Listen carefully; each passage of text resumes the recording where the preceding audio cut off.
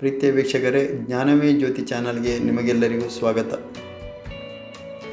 ಬಿಡುವಿಲ್ಲದ ಜೀವನದಲ್ಲಿ ಸಂತೋಷಕ್ಕಾಗಿ ಪರದಾಡುತ್ತಾ ನೆಮ್ಮದಿಯನ್ನು ಅರಸುತ್ತಾ ಹೊರಟು ತಾನಂದುಕೊಂಡಿದ್ದು ನಡೆಯದೇ ಇದ್ದಲ್ಲಿ, ತಾನು ಬಯಸಿದ್ದು ಲಭಿಸದೇ ಇದ್ದಲ್ಲಿ ತಾಳ್ಮೆಯನ್ನು ಕಳೆದುಕೊಂಡು ಇರುವ ಸಂತೋಷ ಮತ್ತು ನೆಮ್ಮದಿಯನ್ನು ಕೂಡ ಹಾಳು ಮಾಡಿಕೊಳ್ಳುತ್ತೇವೆ. ತಾಳ್ಮೆ ಎನ್ನುವುದು ಹಲವು ಸವಾಲುಗಳಿಗೆ ಮತ್ತು ದೊಡ್ಡ ಸಮಸ್ಯೆಗಳಿಗೆ ಪರಿಹಾರವನ್ನು ಕಂಡುಕೊಳ್ಳಬಹುದಾದ ಉತ್ತಮವಾದ ಗುಣ.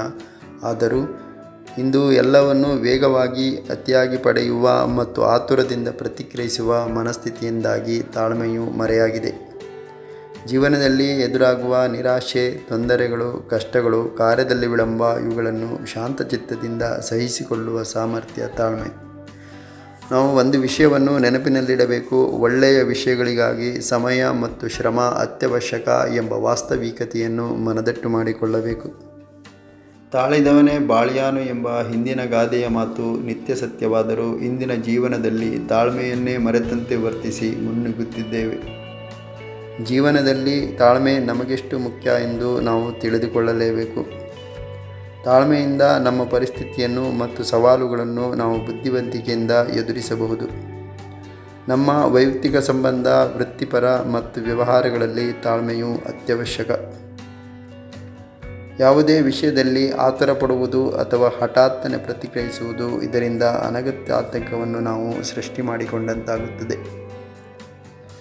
ಇಂದು ಸಣ್ಣ ಪುಟ್ಟ ವಿಷಯಗಳಲ್ಲೂ ಕೂಡ ತಮ್ಮ ತಾಳ್ಮೆಯನ್ನು ಕಳೆದುಕೊಂಡು ವರ್ತಿಸಿ ಅದೆಷ್ಟೋ ಆಗಬಾರದ ಅನಾಹುತಗಳು ನಮ್ಮ ಮುಂದೆ ಘಟಿಸುತ್ತಲೇ ಇದೆ. ಯಾವುದೇ ವಿಷಯದಲ್ಲಿ ಕಾಯುವುದು ಮತ್ತು ಸನ್ನಿವೇಶದಲ್ಲಿ ಎಚ್ಚರಿಕೆಯಿಂದ ಯೋಚಿಸುವುದರಿಂದ ಉತ್ತಮ ಆಯ್ಕೆ ಮತ್ತು ನಿರ್ಧಾರಗಳನ್ನು ತೆಗೆದುಕೊಳ್ಳಬಹುದು. ಇದನ್ನು ನಾವು ಪ್ರಯತ್ನಿಸಿ ನೋಡುವುದಾದರೆ, ಯಾವುದೇ ವಿಷಯದಲ್ಲಿ ಹಠಾತ್ತನೆ ಪ್ರತಿಕ್ರಿಯಿಸುವುದು ಮತ್ತು ನಿರ್ಧರಿಸುವುದನ್ನು ಸ್ವಲ್ಪ ಸಮಯದವರೆಗೆ ಕಾಯ್ದು ಯೋಚಿಸುವುದರಿಂದ ನಾವು ಒಳ್ಳೆಯ ಆಯ್ಕೆಯ ನಿರ್ಧಾರವನ್ನು ತೆಗೆದುಕೊಳ್ಳಬಹುದು. ನಮ್ಮ ಸಂಬಂಧಗಳಲ್ಲಿ ತಾಳ್ಮೆಯಿಂದ ಉತ್ತಮ ಸಂವಹನ ನಡೆಸಿ ವ್ಯವಹರಿಸಿ ನಿರ್ಧಾರಗಳನ್ನು ತೆಗೆದುಕೊಳ್ಳುವುದರಿಂದ ನಮ್ಮಲ್ಲಿ ಉತ್ತಮ ತಿಳುವಳಿಕೆ ಮತ್ತು ವಿಶ್ವಾಸವನ್ನು ಹೆಚ್ಚಿಸಿಕೊಂಡು ಸಂಬಂಧವನ್ನು ಗಟ್ಟಿಗೊಳಿಸಬಹುದು. ಎದುರಾಗುವ ಸನ್ನಿವೇಶಗಳಲ್ಲಿ ಆತುರದಿಂದ ಪ್ರತಿಕ್ರಿಯಿಸುವ ಬದಲು ಸನ್ನಿವೇಶಗಳಲ್ಲಿ ಯೋಚಿಸಿ ಸಂಪೂರ್ಣವಾಗಿ ವಿಶ್ಲೇಷಿಸುವುದರಿಂದ ಉತ್ತಮ ಪರಿಹಾರದ ಸಾಧ್ಯತೆ ಹೆಚ್ಚು. ಹಾಗಾದರೆ ನಾವು ನಮ್ಮಲ್ಲಿ ತಾಳ್ಮೆಯನ್ನು ಬೆಳೆಸಿಕೊಳ್ಳುವುದು ಹೇಗೆ?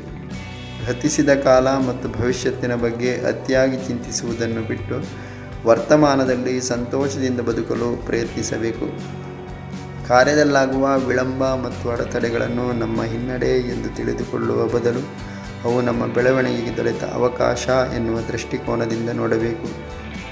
ಯಾವುದೇ ಕಾರ್ಯವನ್ನು ನಾವು ಮಾಡಲು ಬಯಸಿದರೆ ಅದಕ್ಕಾಗುವ ಅಡೆತಡೆ ಮತ್ತು ವಿಳಂಬಕ್ಕೆ ನಿರಾಶರಾಗದೆ ತಾಳ್ಮೆಯಿಂದ ಪ್ರಯತ್ನ ಮುಂದುವರಿಸಬೇಕು. ನಾವು ಇತರರೊಂದಿಗೆ ತಾಳ್ಮೆಯಿಂದ ವರ್ತಿಸುವುದರಿಂದ ಅವರನ್ನು ನಾವು ಚೆನ್ನಾಗಿ ಅರ್ಥ ಮಾಡಿಕೊಳ್ಳಬಹುದು. ನಾವು ವೈಯಕ್ತಿಕ ಜೀವನದಲ್ಲಿ ಬೆಳವಣಿಗೆ ಹೊಂದಲು ಮತ್ತು ಗುರಿಗಳನ್ನು ತಲುಪಲು ತಾಳ್ಮೆಯು ನಮ್ಮನ್ನು ನಿರಂತರ ಪ್ರಯತ್ನದೊಡೆಗೆ ಪ್ರೇರೇಪಿಸುತ್ತದೆ. ಇಂದು ನಾವು ಯಾವ ವಿದ್ಯುತ್ ಬಲ್ಬ್ ಕೆಳಗೆ ಕುಳಿತಿರುವೆವೋ ಆ ವಿದ್ಯುತ್ ಬಲ್ಬನ್ನು ಕಂಡುಹಿಡಿಯಲು ಥಾಮಸ್ ಆಲ್ವಾ ಎಡಿಸನ್ ಎಂಬುವವರು 9999 ಬಾರಿ ಪ್ರಯತ್ನಿಸಿ ವಿಫಲರಾಗಿದ್ದರು. ಆದರೂ ತಾಳ್ಮೆಯನ್ನು ಕಳೆದುಕೊಳ್ಳದೆ ನಿರಂತರ ಪ್ರಯತ್ನವನ್ನು ಮುಂದುವರಿಸಿ ಕೊನೆಗೆ ವಿದ್ಯುತ್ ಬಲ್ಬನ್ನು ಕಂಡುಹಿಡಿಯಲು ಸಫಲರಾದರು. ರಾಮನಿಗಾಗಿ ಶಬರಿಯು ಹಲವು ವರ್ಷಗಳ ಕಾಲ ಕಠಿಣ ತಪಸ್ಸನ್ನಾಚರಿಸುವುದರಿಂದ ಕೊನೆಗೆ ಶಬರಿಗೆ ರಾಮನ ದರ್ಶನವಾಯಿತು. ನಾವು ನಮ್ಮ ಜೀವನದಲ್ಲಿ ತಾಳ್ಮೆಯಿಂದಿರಲು ಒಳಗಿನಿಂದ ಬಹಳ ಹೋರಾಟ ಮಾಡಬೇಕಾಗುತ್ತದೆ. ಇದಕ್ಕೆ ಯೋಗ ಮತ್ತು ಧ್ಯಾನ ಉತ್ತಮ ಆಯ್ಕೆ.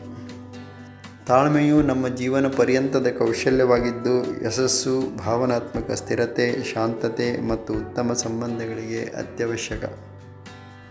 ಜೀವನದಲ್ಲಿ ಸಮಸ್ಯೆಗಳು, ಕಷ್ಟಗಳು ಎದುರಾದಾಗ ಮೌನವಾಗಿರುವುದು, ವಿಶ್ರಾಮ ತೆಗೆದುಕೊಳ್ಳುವುದು ಮತ್ತು ಆಳವಾದ ಉಸಿರಾಟದಿಂದ ತಾಳ್ಮೆಯಿಂದಿರಬಹುದು ಮತ್ತು ಅನಗತ್ಯ ತೊಂದರೆಯಿಂದ ಪಾರಾಗಬಹುದು. ನಮ್ಮ ಜೀವನದಲ್ಲಿ ಸಮಸ್ಯೆಗಳು, ಕಷ್ಟಗಳು ಎದುರಾದಾಗ ಶ್ರೀಕೃಷ್ಣನು ಅರ್ಜುನನಿಗೆ ಹೇಳಿರುವ ಆ ವಾಕ್ಯವನ್ನು ನೆನಪಿಸಿಕೊಳ್ಳಬೇಕು. ಆ ವಾಕ್ಯವೆಂದರೆ, ಈ ಸಮಯವು ಕಳೆದು ಹೋಗುತ್ತದೆ. ನಮ್ಮ ಜೀವನದಲ್ಲಿ ಸಮಸ್ಯೆಗಳು, ಕಷ್ಟಗಳು ಎದುರಾದಾಗ ಹತಾಶರಾಗದೆ, ಧೈರ್ಯಗೆಡದೆ, ಶಾಂತಚಿತ್ತರಾಗಿ ಆ ಸಮಯವು ಕಳೆದು ಹೋಗುವವರೆಗೆ ತಾಳ್ಮೆಯಿಂದ ಪ್ರಯತ್ನವನ್ನು ಮುಂದುವರಿಸಬೇಕು. ಸಮಾಜದ ಹಿತದೃಷ್ಟಿಯಿಂದ ನಮ್ಮ ಒಂದು ಕಿರುದೃಷ್ಟಿಯ ಸಣ್ಣ ಪ್ರಯತ್ನ. ಇನ್ನಷ್ಟು ವಿಡಿಯೋಗಳಿಗಾಗಿ ಕೆಳಗೆ ಕೊಟ್ಟಿರುವ ಸಬ್ಸ್ಕ್ರೈಬ್ ಬಟನನ್ನು ಒತ್ತಿ. ಒತ್ತಿ ಸಬ್ಸ್ಕ್ರೈಬ್ ಮಾಡಿ. ಬೆಲ್ ಐಕಾನನ್ನು ಒತ್ತಿ ಆಲ್ ಸೆಲೆಕ್ಟ್ ಮಾಡಿ. ಸಾಧ್ಯವಾದಷ್ಟು ಶೇರ್ ಮಾಡಿ. ವಿಡಿಯೋ ಇಷ್ಟವಾದರೆ ಒಂದು ಲೈಕ್ ಮಾಡಿ. ಸರ್ವರು ಸಂತೋಷದಿಂದ ನಗುತ್ತಾ ನಗಿಸುತ್ತಾ ಆರೋಗ್ಯದಿಂದಿರಿ. ಸರ್ವರಿಗೂ ಶುಭವಾಗಲಿ. ಜೈ ಹಿಂದ್.